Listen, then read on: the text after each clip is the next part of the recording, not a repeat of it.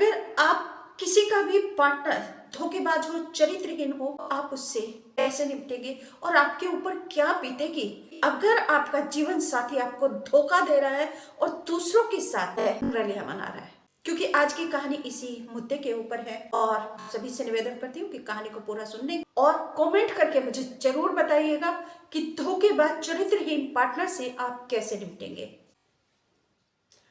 नमस्कार, आदाब, सत श्री अकाल। आप सभी का स्वागत करते हुए चैनल पर और प्रार्थना करती हूँ प्रभु से कि आप सभी स्वस्थ और सुरक्षित होंगे। इसी आशा के साथ आज की कहानी की शुरुआत करती हूँ। कहानी नालंदा जिले से है।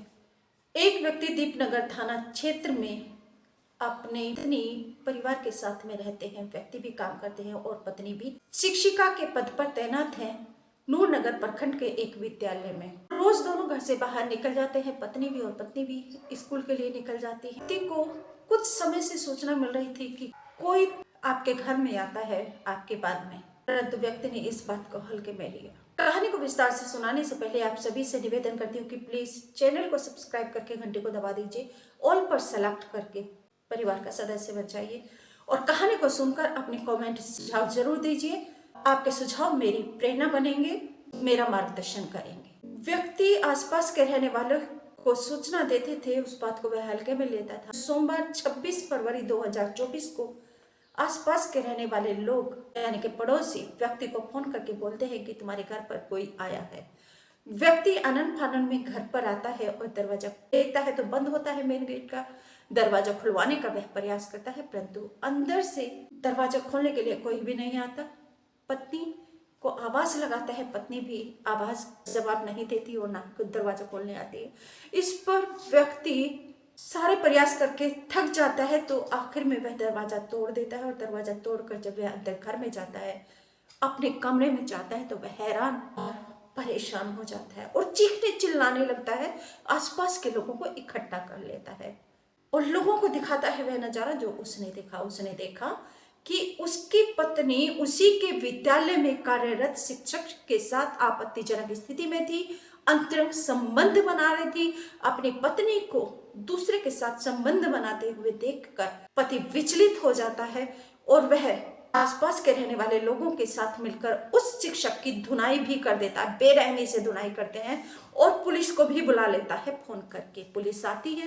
दीपनगर थाना अध्यक्ष है नारद मुनि, वे अपने टीम के साथ आते हैं और पूरी घटना की जानकारी लेते हैं। सूत्रों के मुताबिक थाना अध्यक्ष नारद मुनि ने बताया कि पति ने फोन करके बुलाया है, पति की सूचना पर हम लोग आए हैं और पति ने बताया कि पिछले लगभग 1 साल से आसपास के रहने वाले लोग इस बात को बोल रहे थे कि तुम्हारे घर पर पीछे कोई आता है, परंतु मैंने इस बात को हल्के में लिया कि मेरे घर पर कौन आएगा, पत्नी और मैं तो दोनों अपने अपने काम पर निकल जाते हैं तो पीछे कौन आएगा। इस शायद आस पड़ोस वाले जलन की वजह से ऐसा बोल रहे हैं या कोई और कारण हो सकता है।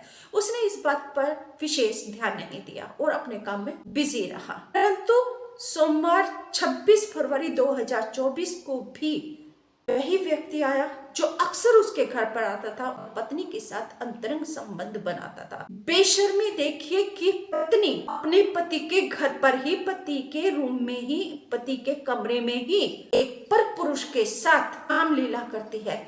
बेशर्मी की, बेहया की और नीचता की और कौन सी सीमाएं होंगी। ये एक औरत के सम्मान को, एक औरत की जो मर्यादा होती है, एक औरत की जो सर्वोच्चता होती है, उसके ऊपर कलंक मलती हुई ऐसी महिलाएं, इनके लिए क्या कहा जाए और इनके लिए क्या किया जाए।